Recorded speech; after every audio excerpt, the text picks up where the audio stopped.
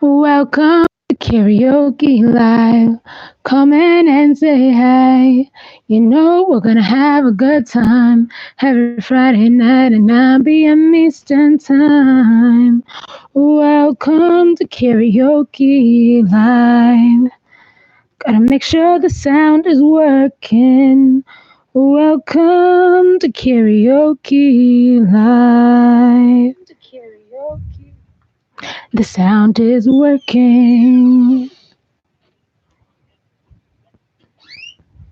Hello, everybody, and welcome to Karaoke Live Friday Night Live.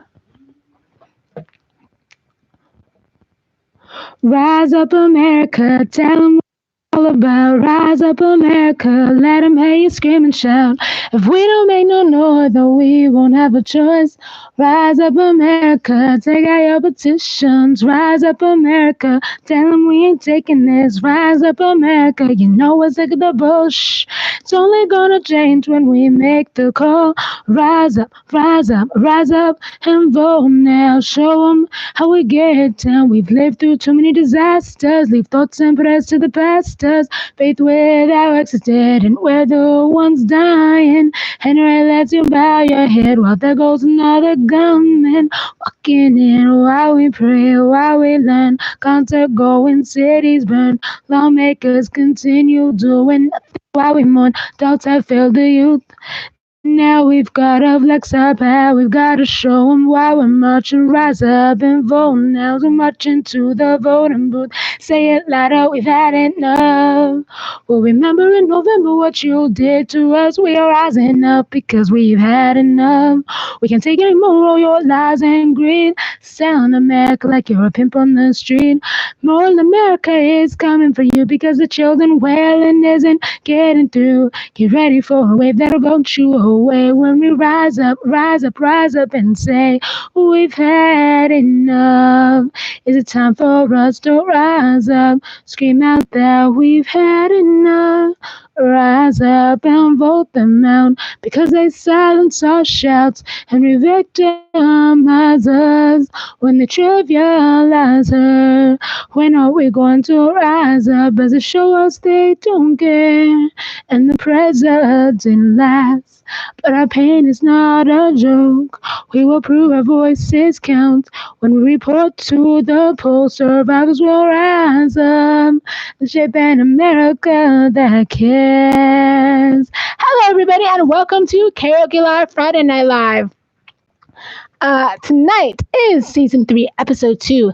It's a very special show because we have with us Barbara Arnwine, who will be joining us shortly. So I can't wait. We're going to be wrapping up the Congressional Black Caucus Foundation's annual legislative conference. They do this every year in September. So we've got a lot to cover tonight. Also, I'll be traveling tomorrow. So we've got some housekeeping announcements as well. Some big things that happened this past weekend and some big things that are happening next week. And one of the reasons that I'm traveling. So this projector, well, it'll show the flyer in a second. But yeah, so what you just heard was my Rise Up medley. That is a combination of all the choruses of my Rise Up and Vote songs. So those are songs that I've created with the goal of encouraging civic participation. So that's the only goal, is really to encourage civic participation. Most of them are nonpartisan in nature. And yeah, so it's really great. So all week, I've been telling everybody I'm busy because I've been at the Congressional Black Caucus Foundation's annual legislative conference with Barbara Arnwine. We've done a number of panels and a number of things. And so we've just been running around all weekend. And also, if you didn't know, September is Voting Rights Month. So it's only fitting that we had the Congressional Black Caucus during this time. So... and you can also view the Great Voting Rights Month graphic that we have at votingrightsalliance.org. I implore you to go there to find out more resources and information, including how to endorse the Voting Rights Month resolution, which was introduced by Congressman Veazey. and the Congressional Voting Rights Caucus, which the Voting Rights Alliance actually helped start. You'll also see on there not only the Voting Rights Month information, but also the updated 61 forms of voter suppression. Yes, it's more than just voter ID. So you'll see the 61 forms of voter suppression by the one Barbara Arnwine. And also, you'll also see a bunch of other things too, just news updates and about, the Ohio purges and stuff that you've been hearing about. So it's a really great resource, votingrightsalliance.org. Go ahead and check that out. So where will I be traveling to? Not sure if you can see my you see my suitcase and stuff over there? I will be traveling to New York next week, all the way throughout the state of New York, for my birthday. So I'll be visiting my daughter and other family next week. So my birthday is on Tuesday, September 17th. So that's always exciting. And also, this past weekend was Justin and I's 4-year anniversary. So Justin Arnwine and I, the Justin Bot, and I have been together now for 4 years officially. So that's a really exciting thing. So it's just a really exciting month this month. And then the week after next, I will be in Philadelphia for National Voter Registration Day, where we are putting on an event, a voter registration drive, and also a presentation and discussion with high school students and college students centered around National Voter Registration Day. So it is really, really busy month for me, but I'm up for it. Also, another announcement I forgot to say. This week, I've officially started back to school. If you guys didn't know, I've taken full time, so I'm taking 4 classes right now. They're all online classes, though, at UMUC. That's the University of Maryland University College. So I am majoring in legal studies and minoring in business management. So I'm getting my bachelor's now because I already have my associates. So just a lot of great updates. So I'm going to share the show. And while we do, I'm going to sing a song, probably This Little Light of Mine. That's just my go-to.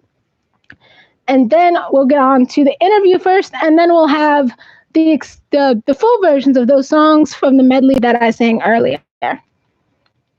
So stick around, and thank you guys so much for watching Karaoke Live. Okay. This little light of mine, I'm gonna let it shine.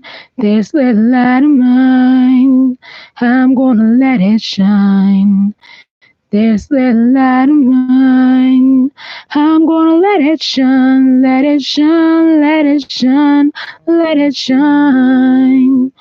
Hide it under a bushel, oh no, I'm gonna let it shine. Hide it under a bushel, oh no, I'm gonna let it shine. Whoa, whoa, hide it under a bushel, oh no, I'm gonna let it shine. Let it shine, let it shine, let it shine. Let it shine, let it shine, let it shine. Now I'm going to sing Todo Poroso. That is a Spanish song. The una corazón primero son, eres tú mi Jesús. La única para vivir, eres tú mi Señor. La única hasta en ti, tú eres mi luz y mi salvación. Tú eres mi amor, tú eres mi amor, tú mi Señor, tú eres siempre. Y el amor, tú eres todo, poderoso, tú eres grande y majestuoso, tú eres fuerte y invencible, y no nadie como tú, y no nadie como tú. La única razón de mi razón eres tú, Jesús. La única para vivir eres tú, mi Señor. La única hasta en ti, tú eres mi luz y mi salvación. Tú eres mi amor, tú mi Señor. Tú eres siempre y el amor. Tú eres todo, poderoso. Tú eres grande y majestuoso. Tú eres fuerte y invencible. Y no nadie como tú.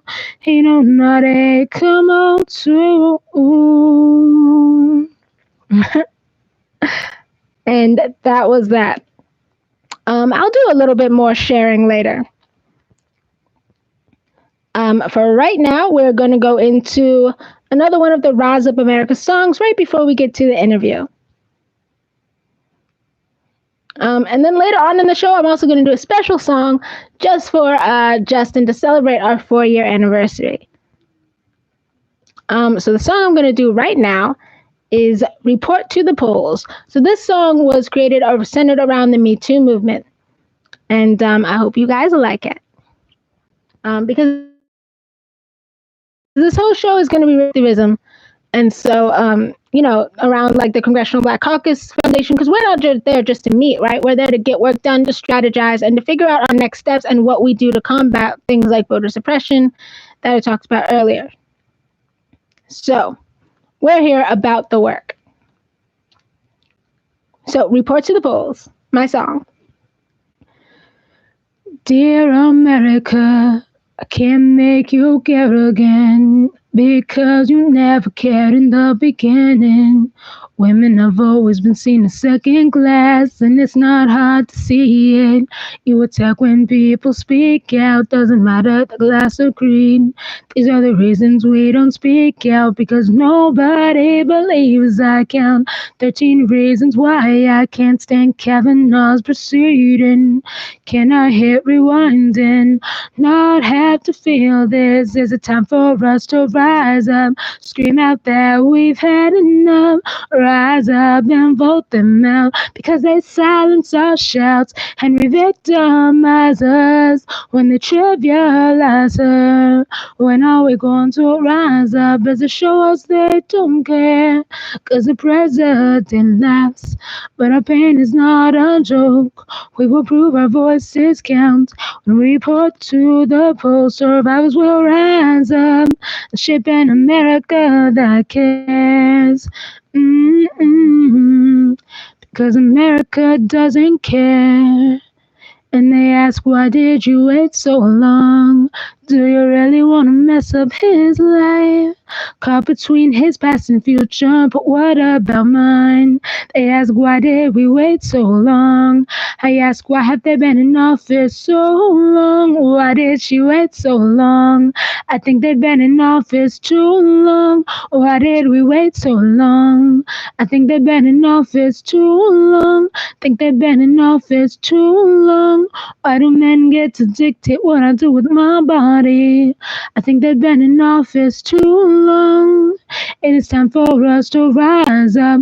Report to the polls that we've had enough. Rise up and vote them out. They can't silence our shouts. They re-victimize us when they trivialize her. That's why women are rising up, because they show us they don't care.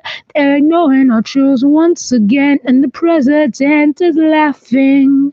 They tell us they don't think our pain counts. Their time's up, it's time to vote them out. I've had enough, haven't you too? I'm sick and tired of having to say me too. And justifying to you why I didn't report. Because he was a family friend. I didn't want to be responsible for ruining my family. I told someone I trusted, they didn't believe. The cops didn't take me seriously, my case got denied. Now he's still roaming the street, hurts worse than a knife. I was too young to comprehend. I was too naive to understand. I thought it was my fault. I was told it was my fault. He was my boyfriend, husband, therefore it cannot be rape. A slap in the face from the one I love who could do no wrong. So I let him get away with it because I loved him, and without him I would be lost. Because I was ashamed. My family told me no one would want me. His family threatened me if I spoke his name. But my accusation was truth, but they made me afraid. So I swore myself to secrecy, believing I was unclean. Because my mother and aunt researched reactions, and I wasn't acting like the internet said I should. I was embarrassed in the family name. I'm the worst. I'm unclean. Why can't I be good? Because I didn't want to believe he would do this to me, that it happened to me.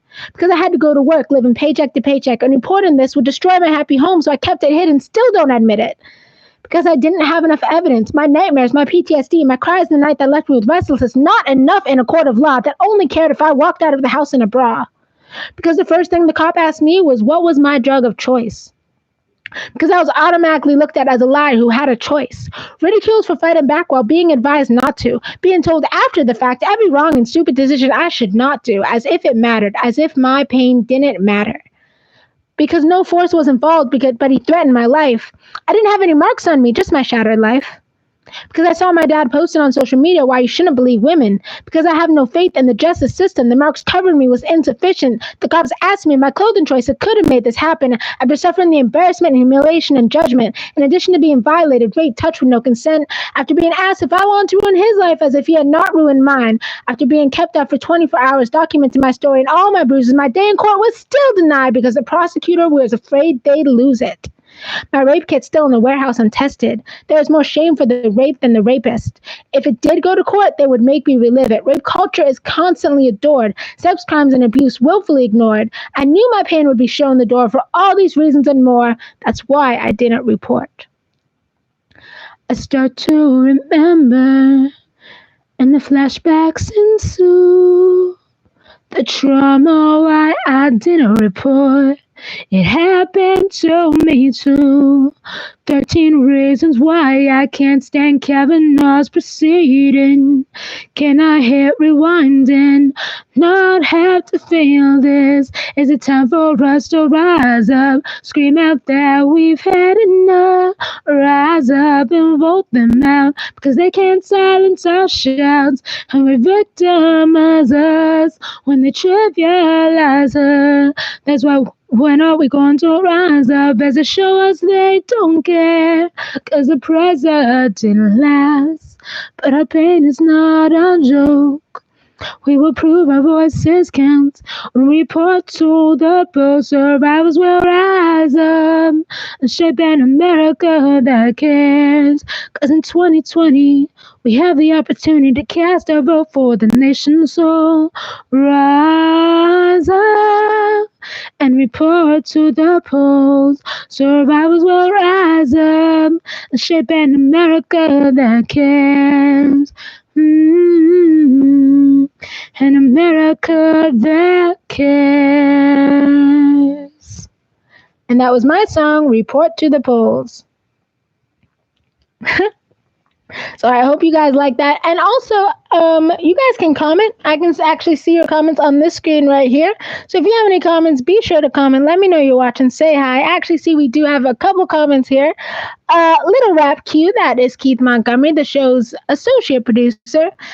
And the one who made the flyer I'm about to show. Right there. So the thumbnail you see, that is the flyer that's behind me. I'm sorry, that is pink. So the show's associate producer. He says, hi, good people. Hope all is well. Everything is going well. Thank you so much. And the other comment, Tara T. Foster says, hey, Caitlin Bott. That's Tara Foster, powerful activist in Alabama. If you don't know Tara Foster and you're in Alabama, now's the time to connect. Okay, so we're going to sing another song and then get to the interview. So next song we're going to sing is going to be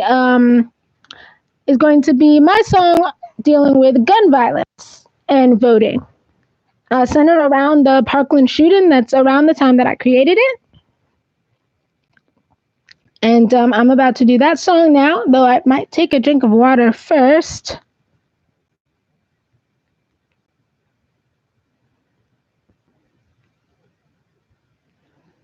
And then sing the song.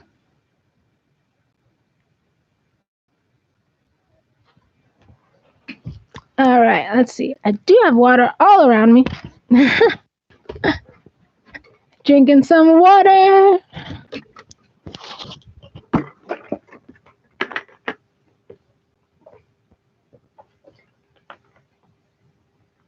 All right.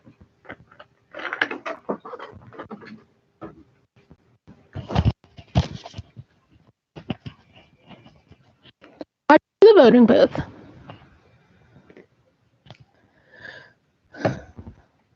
Lawmakers bow their heads again, but we call them BS. 14 are injured, 14 are dead. They still are listening. We want no more private sales. Universal background ban AR-15s, raise the age required to purchase. This message was supported and brought to you by the majority of the American people. How many more must perish? Will I be next? Is it the guns of kids you protect? Think hard while you cash your NRA check. We're all gun lies and lies at stake again. You better take us seriously because millennials and Gen Z are rising up. So rise up and vote now. Show them how we get down. We've lived through too many disasters. Leave thoughts and prayers to the pastors. Faith with our works is dead and we're the ones dying. Henry lets you bow your head while there goes another gunman. Walking in while we pray, while we learn. Guns are going, cities burn. Lawmakers continue doing nothing while we mourn. Doubts have failed the youth. Now we've gotta flex our power. We've gotta show them why we're marching. Rise up and vote now as we're marching to the voting booth. Say it louder, we've had enough. This time they can't ignore us when we're marching to the voting booth. Marching to the voting booth. Rise up and vote now. Marching to the voting booth. All right, and we've now been joined. Tara T. Foster says, thank you, Tara. And you can sit right here. Right. We've now been joined by our special guest, and I'm going to move into this chair. You have to speak into the microphone. Hey, hi, everyone. All right. So, in case you guys didn't know, this is my boss, mentor, friend, just everything, future mother-in-law, if we may say. Like I was saying, Justin and I just celebrated our 4 years. Isn't that wonderful? It's so crazy. So, this is Barbara Arnwine. So not only is she all those things that I just said, but she's also the president and founder of the Transformative Justice Coalition, internationally renowned for contributions on critical justice issues, including the passage of the landmark Civil Rights Act of 1991 and the 2006 reauthorization of provisions of the Voting Rights Act. Currently, she also serves as co-chair and facilitator of the National Commission for Voter Justice, the Millennial Votes Matter and Gen Z trainings, the Voting Rights Alliance, which I mentioned earlier. She was also head of the Lawyers Committee for Civil Rights under law from February 1989 until June 2015 and holds the honorific title of President Emeritus. She has served as the Charles Hamilton Chair for the North Carolina Central University School of Law from 2016 to 2017, and has also taught at Columbia University School of Law, which she's also currently teaching now, and you taught at UCLA. I'm back. And I teach, right, like you said, at UCLA last spring, and probably will be back there in this coming spring. They've asked me to come and do 2 classes. Yeah, so she's just all around. And also, we cannot forget, she also created the legendary Voting Rights Map of Shame in 2011, which exposed a new modern wave of voter suppression in the states. Her groundbreaking civil rights and human rights advocacy has been honored with many prestigious awards. She is the radio show host of Igniting Change and is a regular presence on the national media and is often quoted in the press.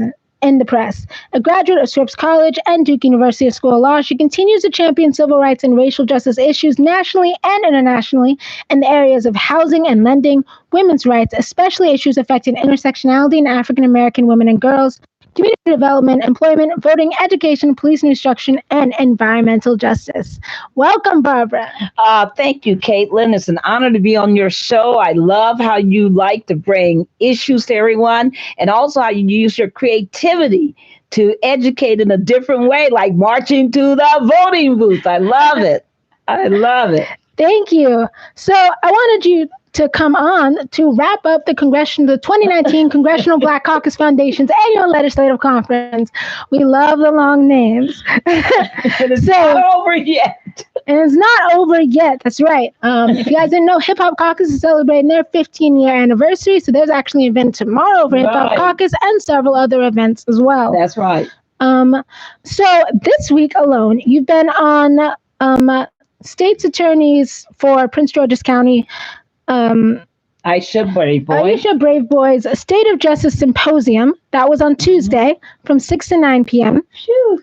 You were also, along with doing your radio show as well on Tuesday, you were also on Representatives Joe Neguse and All Reds panel Engage in Our Democracy as part of the Congressional Black Caucus. Absolutely. You participated in and was there well, you were there and participated in the Black Women's Roundtable, which was in partnership with Essence. It was the Power of Black Women Policy Forum. Mm-hmm. A lot of great, powerful women. And among the panel today that we attended, Yes. there was also the one that you were on, which is Representative Marsha L. Fudge's Reclaiming Our Voices, Restoring Voting Rights in the 21st Century. And you were on that panel with you've been on just Power Pack With panels. Andrew Gillum Yes. and the Diana's, Judy Diana's, and with Derek Johnson of the NAACP. It was a really wonderful action-packed panel that was moderated by the amazing head of MoveOn.org, and that is no other than Karine Jean-Pierre, who many people see all the time on CNN, MSNBC. She is really one of the leading thinkers, political commentators out here in this country. Yes, so just Power Pack panels all the way around. Yes. And so, considering all of these panels, all the events that you've done this week, Yeah. what? I'm tired just listening to them all. And we went to the film today and watched the film documentary Rigged and passed out more information on voting rights. Yes. So and we went to the NBA's, the National Bar Association, which is the nation's largest Black organization of Black lawyers. We went to their reception tonight. So we are some kind of worn out, but it's been great. We've been doing a lot. And so what are some of so I guess we should go through panel and then do a whole overview. So the State of Justice Symposium put on by Prince George's County State's Attorney Brave Boy. What were some of your big takeaways from the panel? Well, it was very fascinating because people came into the panel anxious. They weren't sure what to expect because this is the first time a state attorney has done this in quite a while. I don't remember hearing of anything like this before. But, I've only been in Prince George's for 27 years. Right. So, it may have been somebody before then, but in any event, what she did was she held a public community forum for people to come and attend. And she gave kind of like the state of the criminal justice system report from her vantage point as state attorney and what she would be doing. So people, of course, are angry because Prince George's has all kind of problems when it comes to the criminal justice system. It's a predominantly African-American community, and it's a predominantly, pretty middle-class African-American community. But the police force before, it became, predominantly African-American was not only white, but had a death squad that had as their job the murdering of African Americans to keep them from moving into Prince George's County and to keep them out of Prince George's County. It had a renowned, secretive death squad. Charges, especially for people who are Latino and of Hispanic heritage. There's been a whole lot of problems with ICE. Deportations, the criminal justice system playing a role in that, racial profiling, every Latino child that gets into trouble, everybody wants to label them a gang member, all these stereotypes. There's been problems with sexual harassment, problems with in fact, a number of African American police officers and Latino officers filed a lawsuit in December of 2018. Yes, people, I did not say 1948. I didn't say 58, 68, 78, 88, 98, 2008. I said 2018 filed a lawsuit for racial discrimination. And I was in the audience, and you were the one that brought that up. And a lot of the people in the audience were very grateful to you for speaking its name. Thank you. Because, oftentimes when officials have forums, a lot gets swept under the rug. Yeah. But I got to give Aisha Brave Boy a lot of credit. She did a wonderful job. She was really strong. And she gave a 40-minute, I would say, address in which she covered the the gambit. A wide-ranging gamut of issues. She spoke from everything about some of the really beautiful, positive programs they're doing to kill and destroy the school-to-prison pipeline, which I thought was fabulous. That she has a whole task force on that. That she has a task force, working on these issues around, gangs. She has a task force, working on many, many issues. But the one that got everybody, so many people to their feet was when she announced that starting October 1st of this year, that her office will not request nor seek the condition of cash money bail for anyone to be released. And as we know, around the country, it's estimated that 60 to 70% of everyone sitting in jail pre-conviction,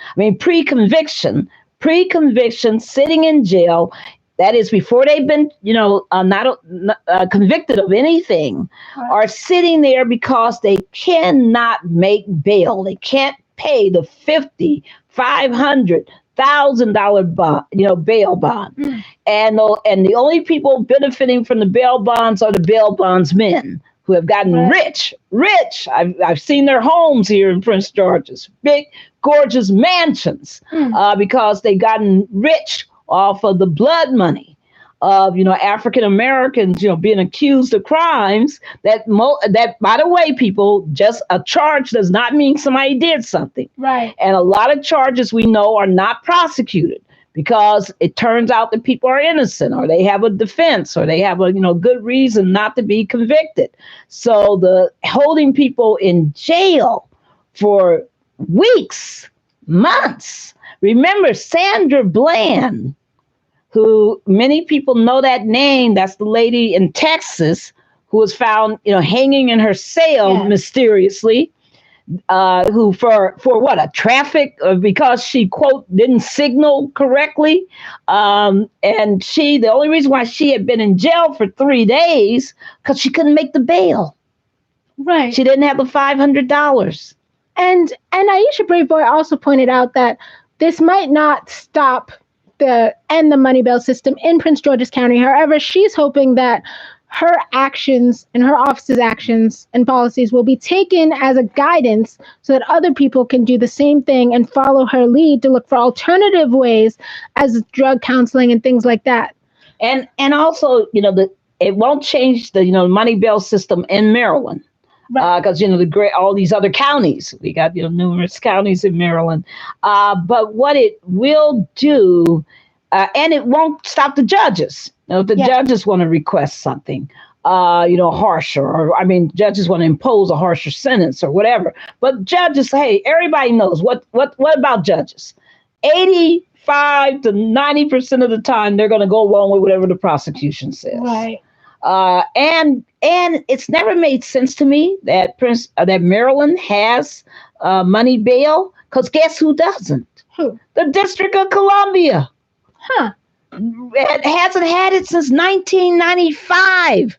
Has not had money bail. They got rid of it 1995, and guess what? It's made no difference. And crime rates between Prince George's and Washington, D.C. made no difference in deterrence, made no difference. Guess what? 90% of all people released on bail in the District of Columbia show up for their trials, show up for their cases.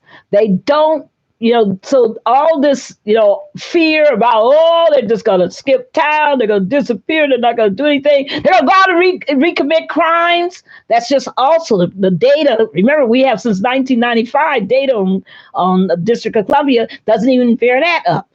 That very, very, very low percentage, less than 5%, I think the studies say, engaged in, any new crime before they were tried. And for those of you who don't know the geography of Maryland, Prince George's County is about 30 to 40 minutes away from Washington, D.C. So that's why it borders Washington, D.C. Yes. And to get into downtown, it takes you, depending on where you are, it can take you 18 to 30 minutes. I did want to say we had some comments here from Tara Foster. She said, "Hi, Miss Barbara." Hey, Tara, holding it down in good old Alabama. I saw a picture of you with Governor Ivy. Doing it, my dear. Yes, and then also while I was reading her bio, she said she is every woman. Oh, that is so sweet. Thank you, Tara. I really enjoy your activism and that of our colleague in activism, Jessica Foster. Yes. Yes. And then Jessica Fortune Breaker. I'm sorry. I'm up here trying to make all of us the same people. Jessica Fortune Barker. Yes. And then also when you were talking about the cash bail system, Tara Foster commented facts. And then right now she just commented, yes, ma'am. All right now, because the problem is that the money bail system exists in most states, most counties, and it accounts for. There are 2 million people who are held annually in state prison at any time. State jails and state prisons at any time. 500 to 600,000 of those people are sitting in jail because they cannot make money bail. They can't pay it. And people say, well, why can't they come up with $50? Why can't they come up with $500? Really? Most people live paycheck to paycheck, right, day to day. We're counting every single dime. Right. Tell us about it. The bank taking out Bank of America takes out that $12 fee at the end of the month, your account might go negative. That's how much we're penny pinching. Right. So right after this panel on Tuesday night, the next day, the Congressional Black Caucus Foundation's annual legislative conference for 2019 started, and it was centered around 400 years of our legacy and our possibilities. African American presence in the United States. And also, they had Tuesday, they had a forum on 400 years. We found out because some of the people that came to the State of Justice Symposium were on fire. Right. Because Congressman Steny Hoyer, who represents part of Prince George's County and is the number 3, I think, in the lineup of power in the Democratic Party nationally, he was on fire. He came and he talked about the slavery. He talked about its effect on modern day society. He talked about reparations. He was on fire. We were like, wow, go on, Steny. And then people even tried to catcall him and then tried to be like, yeah, it's not innocent until proven guilty. And he said, I know. Right. He did. He condemned the criminal justice system. Yes, very much as so. being racially discriminatory. And also, I just want to also say that Bob Ross, president of the Prince George's County NAACP, was on that symposium with you. As was Jorge Escobar. From CASA. Chief of Programs and Services. Yes, he was on it, and they were excellent. So was the head of the Public Defenders Society. He was excellent. So there were a few voices there that weren't police, that weren't prosecutors, who didn't have as their job putting people in jail, and prosecuting people. So we tried to make our voices heard and to tell the truth about the situation. And, and I know that, I wasn't necessarily the most popular person on the panel, but the audience loved it. But I told the truth. I told the truth about what's wrong with our criminal justice system and what we need to fix. So why was the Congressional Black Caucus Foundation centered around 400 years this year?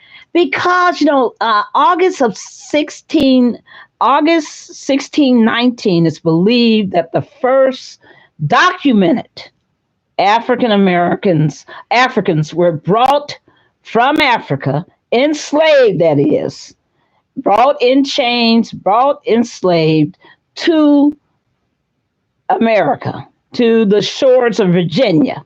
There wasn't that's all colonies, right? These are all British colonies at this time, and some are Spanish colonies in North America. There's no US of A yet, but which shows you something, that ingredient of slavery went into the creation of the US of A. Mm. That in fact, at times in history, South Carolina had more blacks than it had whites, had more Africans who were enslaved Africans, because I hate when people say, well, they had slaves. No, no, no, no. These were Africans who were enslaved, because let's be very clear. The Africans who walked off those ships were librarians, doctors, healers, midwives, artisans. They were craftsmen. They were herders. They were people who trained horses and rode horses for a living. They were agriculturalists. They were fashion designers. They were, seamstresses, tailors. We brought all of that knowledge, all of that skill to these shores. And people get confused. They think that all we did was just, brutal, unskilled labor. But if you look at Charleston, if you look at New Orleans, if you look at so many of the port cities, Savannah, where we all were imported, we were all, imported as chattel property, as quote enslaved people. You will see these amazing leftovers of, African influence in the grill work. People don't know it. We were iron workers. We created most of the beautiful grill work that exists, that people come worldwide to see in Charleston. That was us. Mm. It's African designs that we create, that we brought crops here that never existed in the United States. Mm. And crops that people love, like watermelon. Crops, that people love, like, so many of the gourds, so many of the, yellow squash, all the stuff that we brought here, that we brought from Africa. Actually, watermelon actually used to be a sign of status. Yes. Until it was co-opted to be a racist stereotype. Exactly. And people don't know that it was a rarity, that it was a delicacy, that people loved it.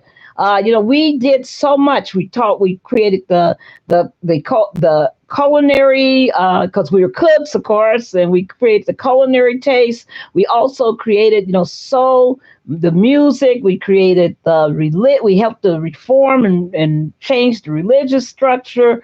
There's so much Africans did. We came here, a good number of us were also Arab, right? Mm. So we wrote in Arabic, spoke in Arabic. People don't think about that.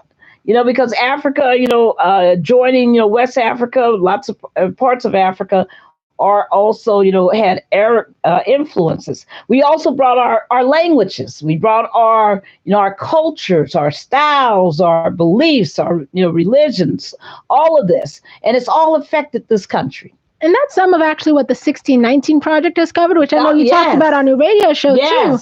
And so actually on this channel soon, sometime, I'll actually be reading the whole 1619 Project. I also wanted to say we have some comments here. Tara Foster, when you were talking about the cash money system, or the cash bail system. It is a cash money system too. She said we must get this conversation started, and cash bail system disproportionately affects people of color. Amen. All people of color. I wanted to go into some of your panels. Of course, we can't go into fully discuss them, but just to give an overview to the folks watching at home.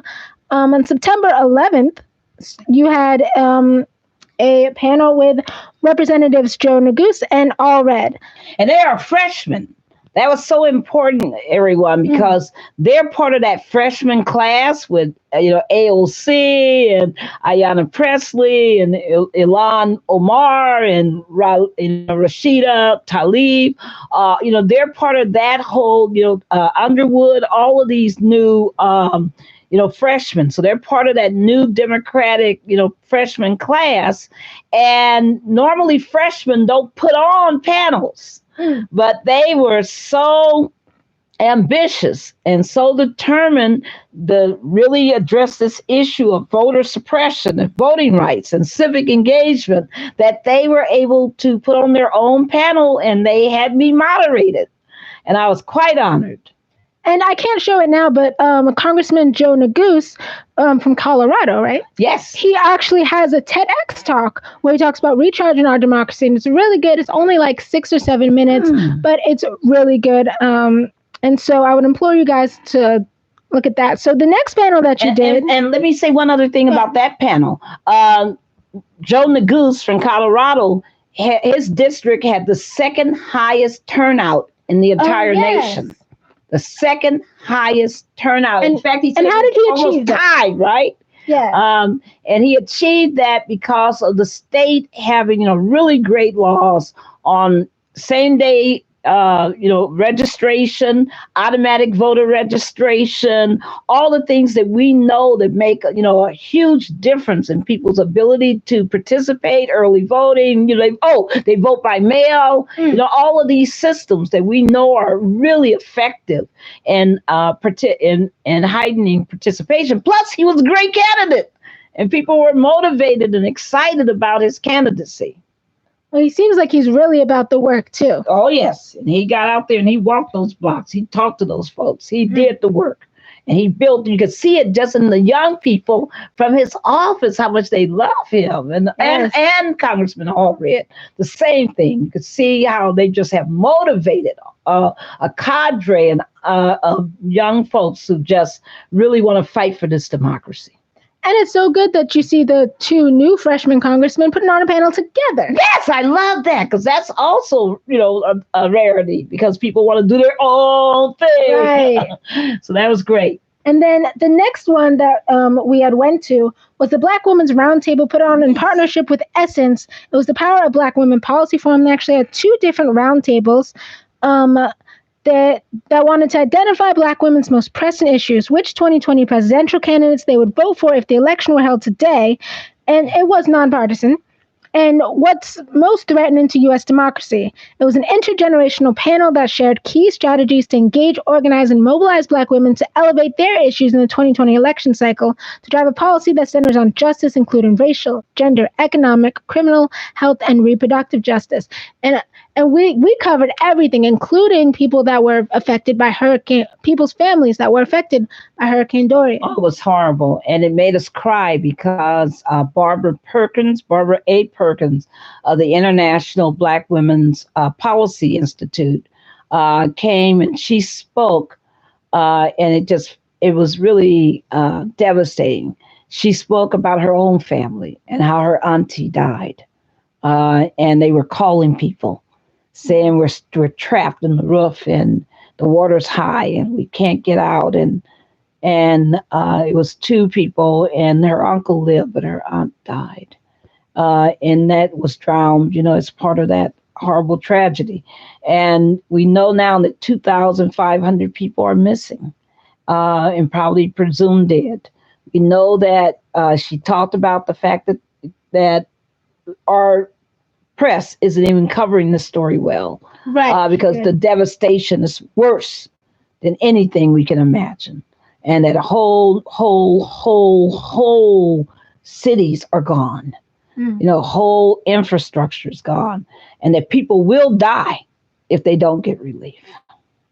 Right, more people will die, and we're also seeing that tie into how they can't even get on boats to the U.S. and they're being labeled as a racist president who won't get on temporary protected status. And I mean it, a racist president. We're talking about some of those might be bad people, just making up anything. He will make up any lie to hurt, Black and brown people while he's partying with his black and brown buddies. Right. And said, see, if I party with him, doesn't mean I can be a racist while he's hurting everybody else. We've seen this game before, people. In the South, during slavery, the massa had his favorite blacks who he would have come dance for him, fight for him. If he would fatten them up so they could fight, he would do all kinds of stuff, and he would even have them, in the dining room sometimes, and all of this because they were his pets, his favorite pets. And remember, actually, he came to Baltimore this week. So after talking all of that stuff about Baltimore, what did he do in Baltimore, Barbara? Did he come just to talk more BS? Did he come to try to give resources Fundraise. to the He came to fundraise for who? Who for is he fundraising? himself, for the For GOP. himself and the GOP in Baltimore. How dare him. And Baltimore wasn't having this. No, Baltimore had a Baltimore Welcome Committee. One of my friends actually asked me if I would be out there protesting, but we did have all of these events, and but Baltimore had it covered anyways. I mean, you can. The people of Baltimore are amazing people. They're wonderful people. There's so much that people don't know about Baltimore, about how Truly. amazingly great Baltimore is. It has its problems, like any other big city, and it has its challenges. But the president was just being an a-hole to imply somehow that Baltimore is the worst at anything, because it's not. In fact, it leads the country, and things like family income, believe it or not. It has for working class families. It has so many positives, which I've written about on Twitter. Yes. And so it's very and speaking important. of Twitter, some of the people at the table at the Black Women's Roundtable was actually a marketing representative from Twitter. Yes, I wanted to make sure I gave Candy a shout out. Hey, Candy! Yes. We got to make that connection. So, yes. There was a lot of powerful people, amazing. Yes, throughout the entire thing. And then and a shout out to Melanie Campbell for convening, who is the leader and convener of the Black Women's Roundtable. And this was actually their 11th annual policy forum that they've done. Wow. And then on September 12th, you had Representative Marsha Fudge's panel. All right, now. You did have Andrew Gillum, Derek Johnson, Judith Dianis, and Karine Jean-Pierre. It was awesome. And that was entitled Reclaiming Our Voice, Restoring Voting Rights in the 21st Century. You can also look up the hashtags, hashtag Restore Section 5, and hashtag Give Us the Ballot. So it's the 2019 A. Leon Higginbottom Memorial Voting Rights Brain Trust, which would give conference attendees the opportunity to hear from civil rights and democracy advocates, former government officials, policy experts, and advocates on the state of voter suppression. And that panel was packed, and everybody loved it. And that's when we really got to... We were always passing out the 61 forms of voter suppression, which I mentioned earlier on the show, but we were really passing out then, so much so that we ran out. And once again, you guys can go I don't know if I said it, but you can view and download the 61 forms you can actually download your own copy, voterrightsalliance.org. And so, wrapping up here, what other resources do you have for people, since we're now talking about some resources? So on Igniting Change, actually, Barbara's talked about all of these issues that we've talked about today. You've done In Defense of Baltimore, and you've talked about, in fact, your show on Tuesday was talking about misogyny and the mass gun violence shootings. What's going on with young white men? It was really quite the show. Mm-hmm. And you've also, of course, covered voting rights extensively, covered Black women extensively. So what other resources do people have to go to? A couple things. The Leadership Conference on Civil Rights has released two really major pieces in the last 2 weeks. One is a report on the 1,688 poll closings that have occurred in our country between 2012 and 2018. Think about it, people. Between 2012 and 2018, the population of the United States has gone up, not down. Yet our states have been closing polling places, making it harder for people to find somewhere to vote, making it more difficult for people to be able to travel to vote, making it harder for people to know where to vote. In Texas alone, they closed, and people, listen to me, I'm not misspeaking, they closed 750 polling places. In Texas alone. In Georgia, 214 polling places. That's what people need to know. They need to understand, what's happening all over and it's mainly the South. It's mainly the old Section 5 states that have been engaging in these polling closures. North Carolina, Alabama, Mississippi, Texas, Arizona had quite a number. And then you have one outlier, Alaska, that had closed 6 polling places. We've also learned that Tennessee has made it so that we learned in the movie Rig today, was telling us that in Tennessee, they've now passed a law that you have to register to canvass, so to go door to door. Oh, yes, it's evil. And that law, by the way, is being challenged by the civil rights groups. And we talked about the fight back a lot. So I just want people to know that that's one great report that you can go see and read and look at what's happening in states that you care about, and help your friends to get their activism on, because they need that information. Yes.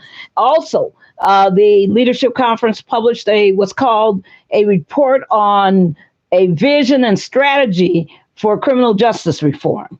And it's a really great report. Where do you get these reports? It's civilrights.org.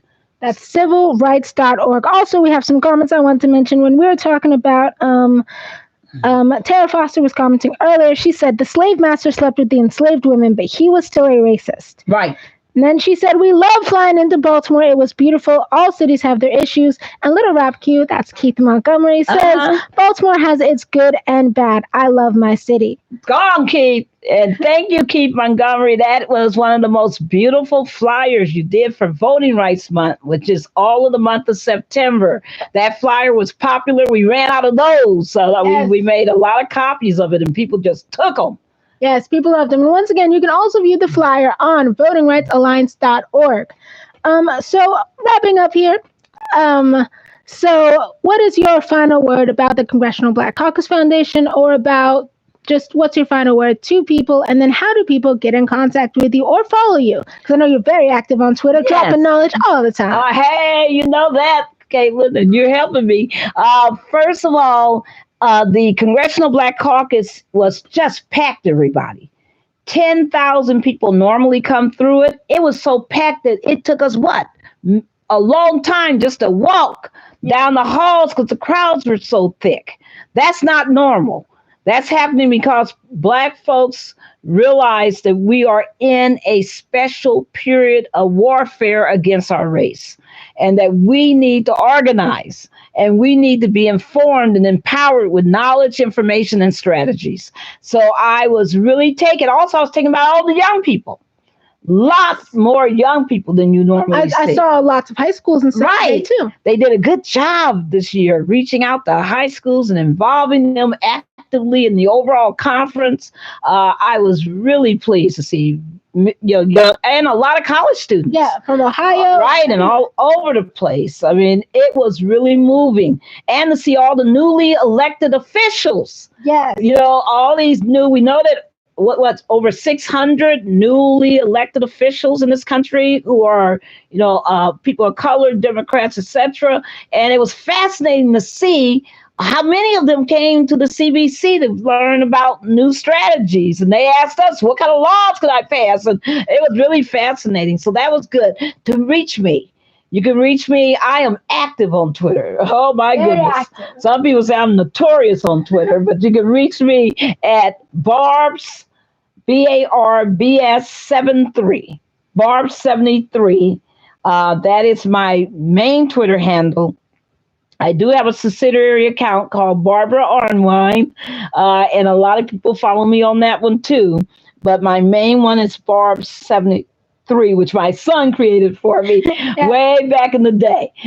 So I keep that account, and I'm grateful for the people who follow me on the account, and I'm grateful to be able to follow so many other good people who give so much wisdom. I also am active on Facebook at Barbara Arnwine. And of course, we have all the TJC platforms that I help to contribute to. Also. You can follow us on Twitter at TJC_DC, or on Facebook at TJC.DC. And then we also have the Voting Rights Alliance page, which you can also find this all on my page because I list all the ones I manage. So Voting Rights Alliance, Civil Rights Coalition on Police Reform, which now has a new Twitter at CPR Civil Rights. And then African American Women Law Conference, that's on Twitter, Instagram, and Facebook.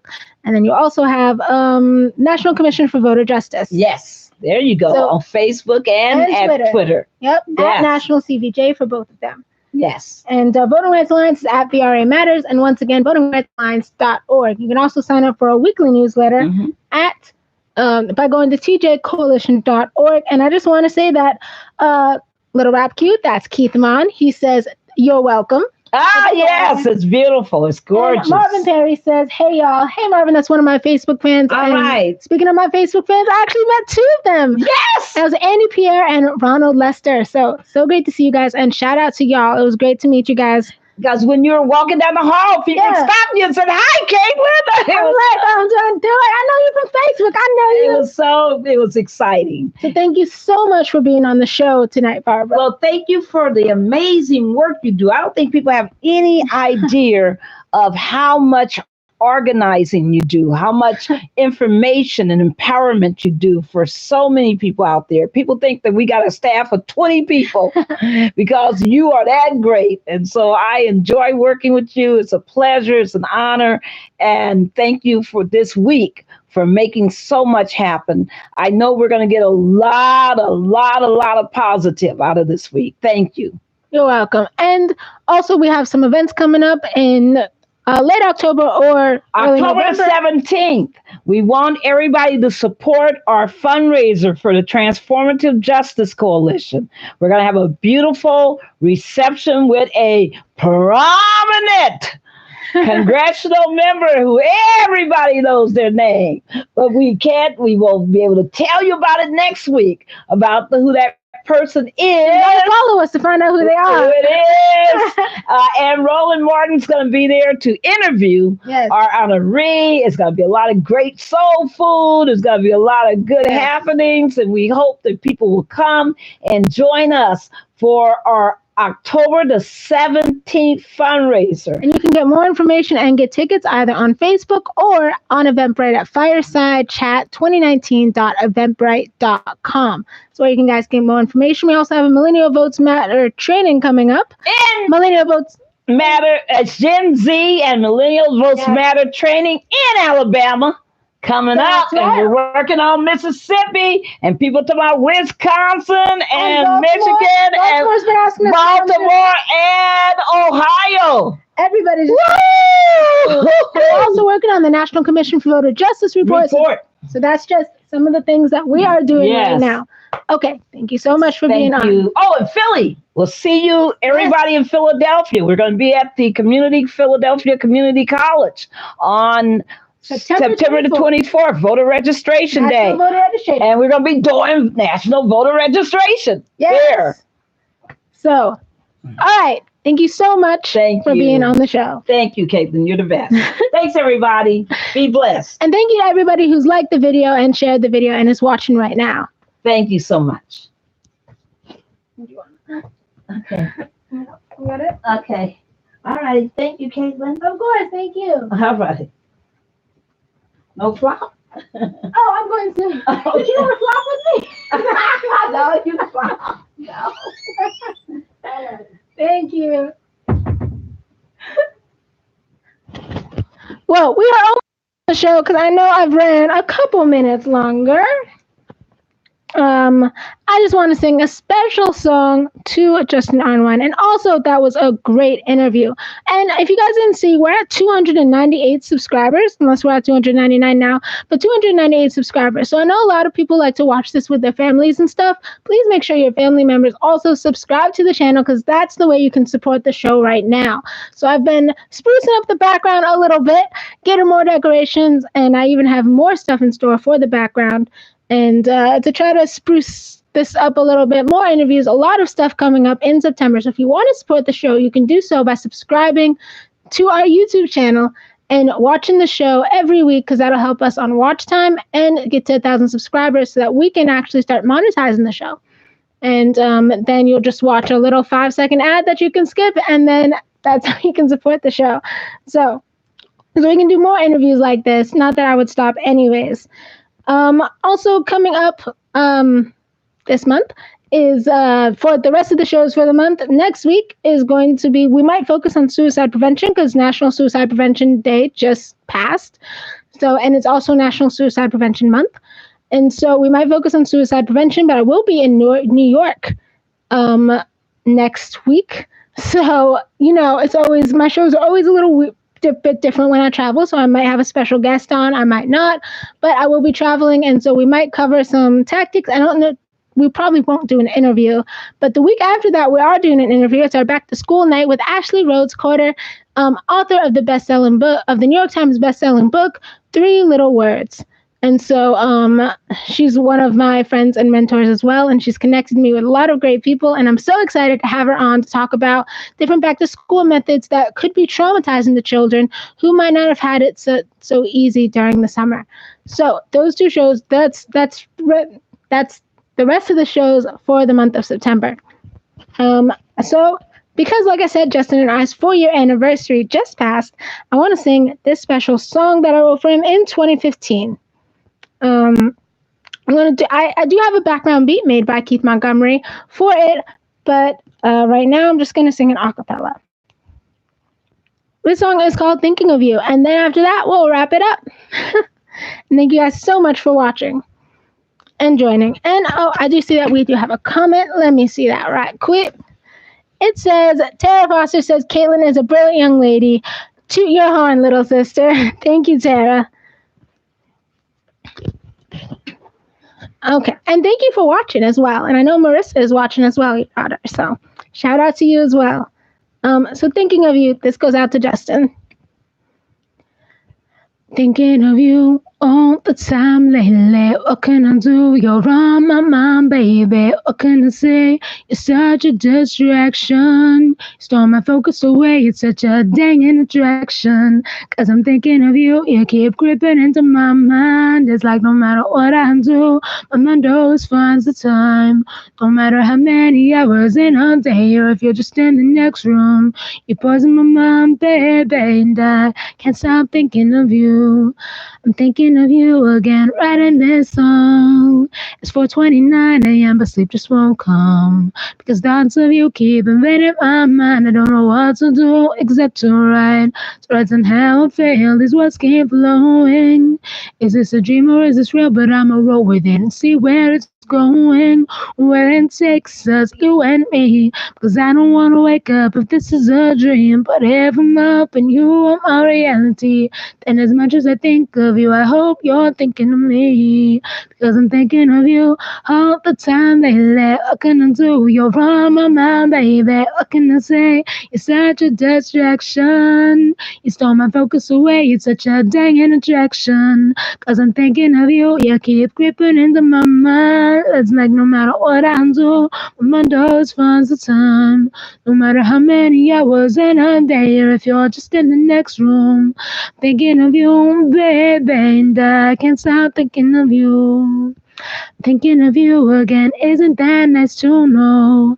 It's 4:40 a.m., but my mind won't let you go.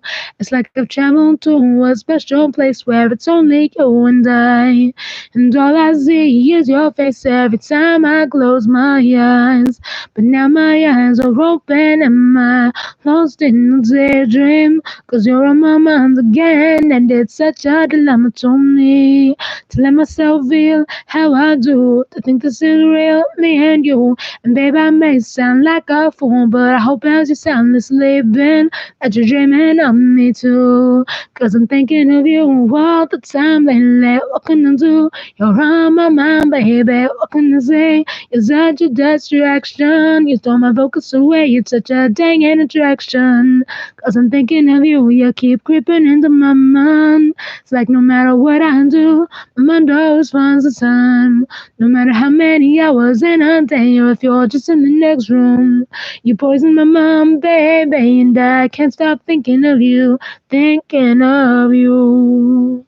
So that goes out to Justin Arnwine, the Justin Bot. Thank you guys so much for joining me. I think I've gotten through everything. Of course, lots of announcements, lots of things going on. Oh, wait, did I mention my birthday is next Tuesday? I don't think I actually told you guys when it was. So I'm turning 27. So my birthday is on Tuesday. I will be 27. That's why I'm going to New York. I always go to New York on my birthday. And yeah.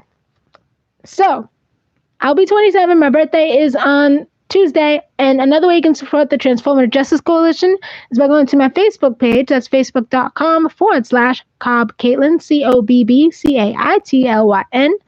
Facebook.com/COBBCAITLYN. Or if you're already my Facebook friend, then it's just look me up. But I've done a birthday fundraiser, and so you guys can do for the Transformative Justice Coalition. That's Barbara Arnwine's organization and the one that I work for. So if you want to support this work, you can donate to that fundraiser in support of my birthday. So thank you guys so much for joining me once again. And thank you to everybody who's watched live, and thank you to everybody who will watch on demand. And thank you to everybody who joined last week's season 3 premiere, acoustic night. Okay, now we're gonna do the flop and the outro song. Thanks for all the views, thanks for all the love, thanks for all the comments that you've done. It's Karaoke Live, I hope you had a good time. Next week is another one. So thanks for all the views, thanks for all the love, thanks for all the comments that you've done. It's Karaoke Live, I hope you had a good time. Next week is another one. Every Friday night at 9 p.m. Eastern Time. And I see Tara said good night. Good night, Tara, and to everybody else watching. Have a good night, and thank you for joining me on the late night. And here's the flop. I had to figure out how to hold the phone. Deuces.